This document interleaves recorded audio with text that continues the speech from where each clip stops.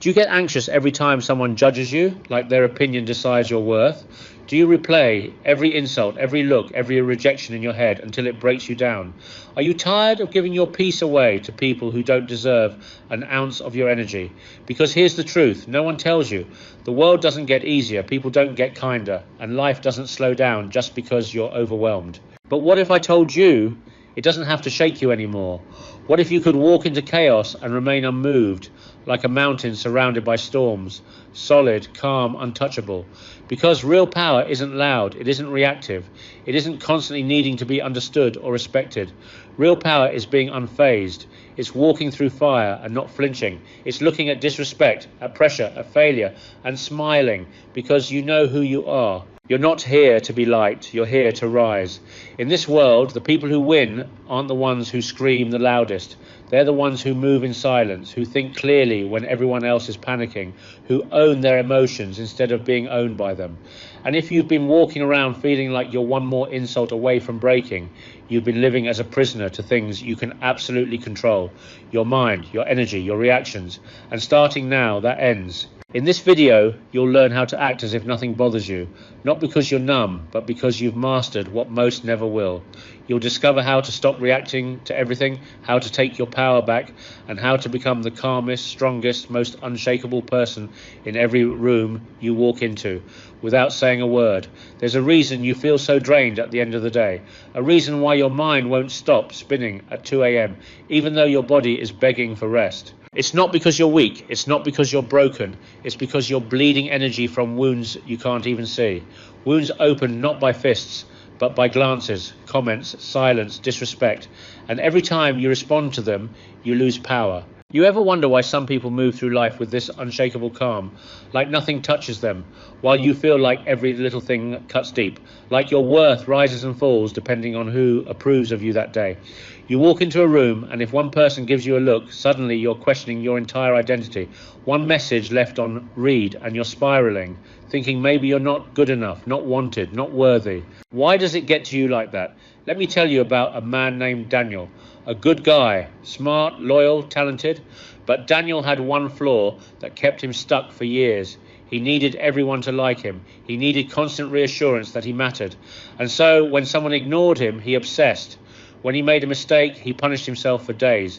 He couldn't take criticism without crumbling. He gave too much, apologized too often, and never spoke his truth unless he was sure it wouldn't offend anyone. Sound familiar? One day at work, Daniel was overlooked for a promotion, passed over by someone louder, more aggressive, less qualified, and it broke him, not because he wasn't capable, but because he let external validation define him for so long that the moment it disappeared, so did his confidence. He stayed late that night, sitting in the empty office, staring out the window, asking himself, why does this always happen to me?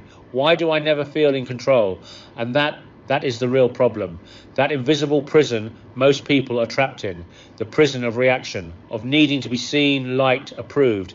The prison where your emotional state is at the mercy of every conversation, every comment, every unpredictable piece of life. Most people don't even know they're inside it because it's not made of walls. It's made of habits, emotional habits, the habit of overthinking, the habit of needing to explain yourself, the habit of responding to every trigger. That's what's stealing your power.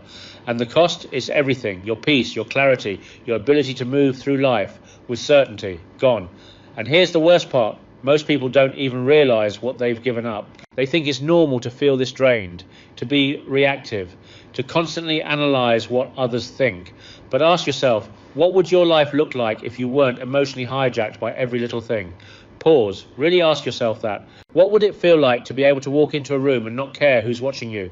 To receive criticism and feel curiosity instead of shame? To be ignored and not lose an ounce of self-worth? What would it feel like to own your emotional state instead of surrendering it to the unpredictable behavior of others? Here's the truth you're not supposed to hear. People will judge you no matter what you do. Some will hate you for your confidence. Others will despise your silence. You could bend backwards to please them and they'll still walk away. Because it was never about you, it was always about their perception, and their perception is shaped by their own fears, wounds and projections. The moment you live for their approval, you become a puppet to people who don't even understand your value. And that's why most people stay small. They spend their life reacting instead of building, buzzing, pleasing instead of leading, explaining instead of deciding. All because they never learned the one truth that changes everything. Your power comes from stillness, from choosing your response, not being owned by it. Let me be clear, I'm not telling you to stop caring. I'm telling you to stop collapsing. There's a difference. You can care deeply and still remain centered. You can love fiercely and still protect your peace. You can engage with the world without letting it govern your identity. That's what emotional mastery looks like. And it's not about pretending nothing affects you. It's about reaching a point where nothing controls you. But here's the warning, and I want you to listen closely. If you don't change this, if you keep giving your power away in small doses, you'll wake up one day and not recognize yourself. You'll be so fragmented by opinions, by failures, by disappointments that you won't even remember what you stand for. And by then, the damage will feel permanent, not because it is, but because you never built the foundation to rise from it. Something important is coming next, something that could change everything for you. But before we get there, you need to understand this one truth. What's stealing your power isn't other people. It's not your boss. It's not your partner. It's not your past. It's your reaction to them. That's what needs to be mastered. Because when you master that, you master everything. Now, let's talk about how. There comes a moment in every person's life when the noise gets too loud, when the weight of opinions, expectations, and failures starts to feel like chains wrapped around your mind. You start to question everything, your worth, your ability, your direction, and for most people, that's where the spiral begins. But what if I told you that spiral could be stopped, not by changing your job, your partner, or your circumstances, but by mastering the one thing that shapes everything else, your mind? Let me tell you about Michael. He was the kind of man who always looked like he had it together. Crisp shirt, sharp talker, never missed a deadline. But behind the surface, he was cracking. Every rejection hit like a personal attack. Every delay felt like a signal that he was falling behind. And the worst part, he couldn't explain it to anyone, because to the outside world, he was doing fine. But inside, he was losing control of the one thing no one else could see, his thoughts. You see, the real battlefield isn't out there. It's not the economy, the job market, the algorithm, or your past. It's in your head. And if you don't learn how to command that space, you will always live at the mercy of what happens around you. That's the shift. That's the real transformation. Not changing the world, changing your perception of it. Not begging life to be easier, becoming someone so mentally grounded that it no longer matters what life throws at you. You think the strongest people you know were just born that way? No, they trained for it. They built that calm, that control, that unbothered presence you admire. It was forged in silence, in hardship, in discipline. Because here's the secret. The mind obeys what you teach it to believe. If you feed it fear, it finds danger in everything. If you feed it clarity, it sees opportunity in the chaos. So the real question is, what are you teaching your mind every day? Pause and think about that. Really think, because most people wake up and immediately flood their mind with anxiety. They check the news, scroll through social media, compare their lives to everyone else's highlight reel. They don't even give themselves 5 minutes of peace before handing their thoughts over to the world. And then they wonder why they feel scattered, lost, fragile. But what if you started your day by commanding your mind instead of consuming noise? What if you chose your first thought instead of letting it be hijacked? This is where the shift begins. Not with motivation, not with good vibes or fake positivity, with intention, with mental discipline, with treating your mind like the control center of your life, not a dumping ground for worry and distraction. Here's something most people never realize until it's too late. Your mind will either be your greatest servant or your cruelest master. If you don't train it, it will betray you in every critical moment. It will talk you out of your dreams. It will whisper doubt in your ear just when you need courage. It will overthink, overreact, and over-sabotage. And not because it hates you, but because you never taught it to do anything different. This is the part that should shake you a little, because if you don't take control of your mind, someone else will. Your boss, your ex, the media, your past, your fears, they'll all take turns steering the wheel. And you'll just sit in the passenger seat wondering why your life feels like it's going nowhere. That's the trap. That's the silent danger. And most people never escape it because they never realize they're trapped. But you're here now, listening, awake, aware, which means the door is open. So how do you walk through it? Start by creating space. 5 minutes, 10, a journal, a meditation, a walk without your phone, anything that brings you back to you, not the version of you that performs for the world, the real one. Then pay attention to your thoughts. Are they rooted in fear? Are they built on someone else's expectations, or are they coming from the grounded place of who you truly want to become? This is the moment everything changes. When you stop reacting and start choosing. When you stop chasing and start aligning. When you stop begging for peace and start building it, one mental habit at a time. Because here's the truth, the world doesn't give peace, it gives chaos. Peace is something you create inside. And once you have it, once you master it, no one can take it from you. That is the shift. That is the power. That is the beginning of becoming untouchable. And now you're ready for what comes next. There's a difference between surviving and leading, between waking up and reacting, and waking up and deciding. Changing. Most people never learn that difference. They live their lives like leaves in the wind, tossed around by every setback, every insult, every delay. They confuse chaos with destiny, thinking that life is just supposed to feel this scattered, this loud, this overwhelming. But it's not. Life is not meant to control you. You're meant to master it. And that mastery begins with 7 shifts. Mental disciplines so powerful, they don't just change your habits, they change your identity. Let me tell you about Sarah. She wasn't born confident. In fact, for most of her life, she was the girl who played small. She'd sit in meetings and overanalyze every word before speaking. She'd say sorry for things she didn't even do wrong. And every night she'd lie in bed thinking about all the things she should have said, but didn't. Why? Because she didn't trust herself. She thought confidence was something you had to be born with.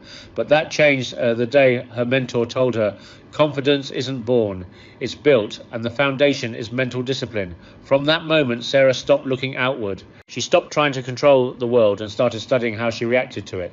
And that's where the shift happened. Not in a loud moment, but in quiet decisions, in simple practices that slowly rewired the way she moved, thought, responded. And I want to give you those same tools, because these are the power principles that build people who don't just survive life, they command it. The first shift is simple, but it will change your life. Practice stillness before reaction. When something triggers you, pause. Do nothing, not forever, just for a moment. That pause becomes your power. Most people react instantly, emotionally, destructively, but the person who pauses owns the space between impulse and response. In that space lives freedom. Next time you feel heat rising in your chest, your voice about to explode, ask yourself, do I want to be right or powerful? Choose stillness, choose control. The second principle is to reframe your perception. The story you tell yourself is the story you live. If you see failure as humiliation, you'll avoid growth forever. But if you see failure as data, feedback, then suddenly you stop fearing it. You start using it. You become the kind of person who doesn't get thrown off by life, because everything becomes a lesson. Everything sharpens you. Reframing doesn't mean pretending everything's okay. It means deciding how much meaning you assign to the storm and refusing to let it define you. The third is brutal but necessary. Learn to become immune to unearned opinions. If someone hasn't walked where you're walking, why would their opinion carry weight? You wouldn't take health advice from someone who's never trained. You wouldn't take financial advice from someone drowning in debt. So why do you give emotional power to people who haven't earned it? When someone criticizes you, ask, is this coming from experience or insecurity? Filter it, don't absorb it. Because if you don't train your mind to do that, the world will convince you to abandon yourself. And here's where the emotional peak hits. Because it's not just criticism that breaks people, it's the way they cling to things they were never meant to carry. That brings us to the fourth principle. Let go of what you can't control. You know this intellectually, but do you live it emotionally? You can't control the traffic. You can't control how people treat you. You can't even control whether someone loves you the way you love them, but you can control your focus. You can control your breath. You can control what you give energy to. And if you don't, if you cling too tight to what was never yours to command, life will feel like punishment, but it's not. It's just redirecting you to your lane. The fifth principle is the rarest form of strength, strategic silence. In a world where everyone is trying to be heard, the ones who speak less often hold the most power. Think of someone you respect. Is it the person who talks the most, or the one who speaks with calm, measured authority when it matters? Silence creates mystery. It makes people question themselves. It holds tension, and tension is power. The next time someone disrespects you, try this. Don't respond. Not because you're weak, because you're above it. Watch how the silence unsettles them and how it anchors you. The sixth shift is training your emotional endurance. That means doing hard things on purpose. Waking up early when you don't feel like it. Finishing the workout when your body says stop. holding your word when no one's watching. Every time you do something difficult without complaint, you teach your mind that comfort isn't the goal, growth is. You start to trust yourself, and that self-trust becomes a weapon, because the world will test you.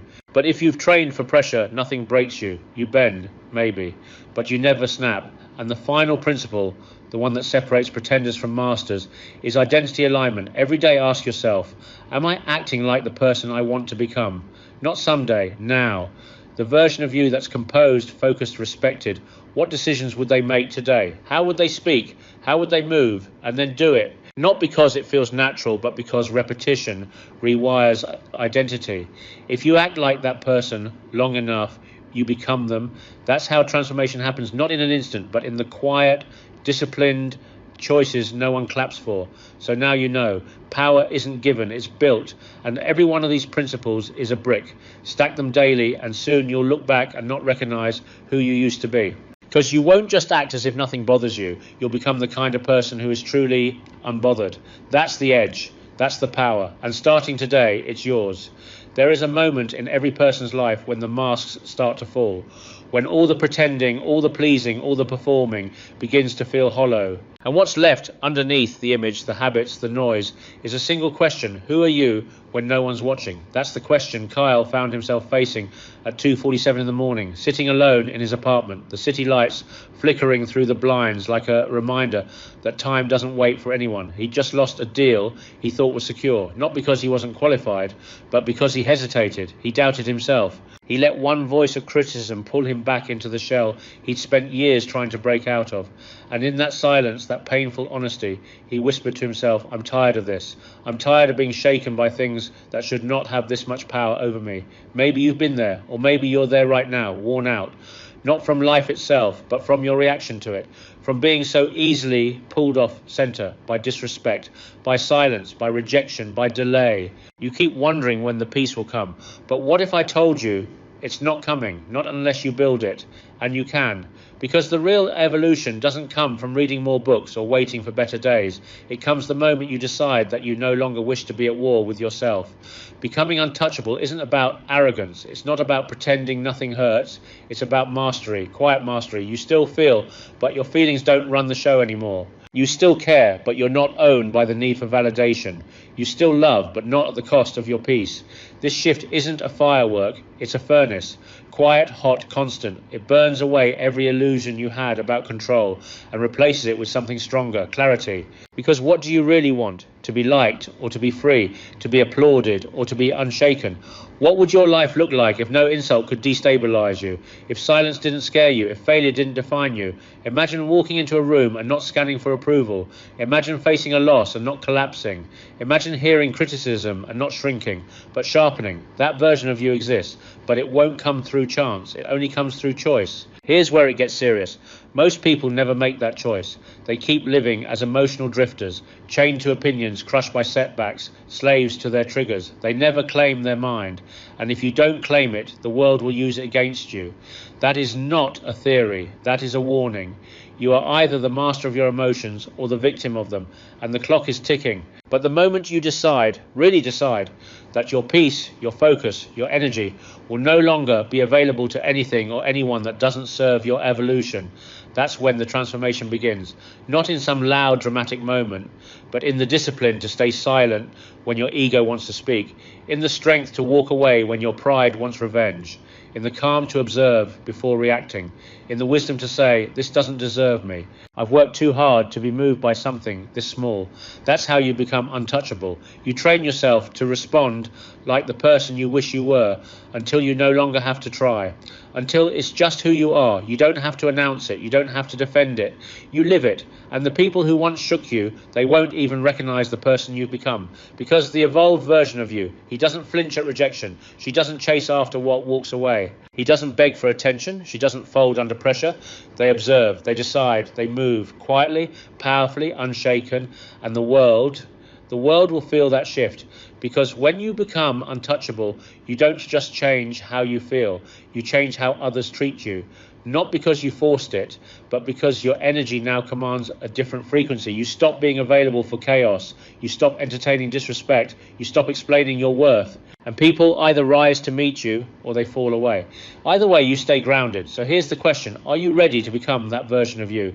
The one who doesn't react to nonsense. The one who doesn't break from pressure. The one who doesn't trade their dignity for comfort or their values for validation. Because that version is waiting.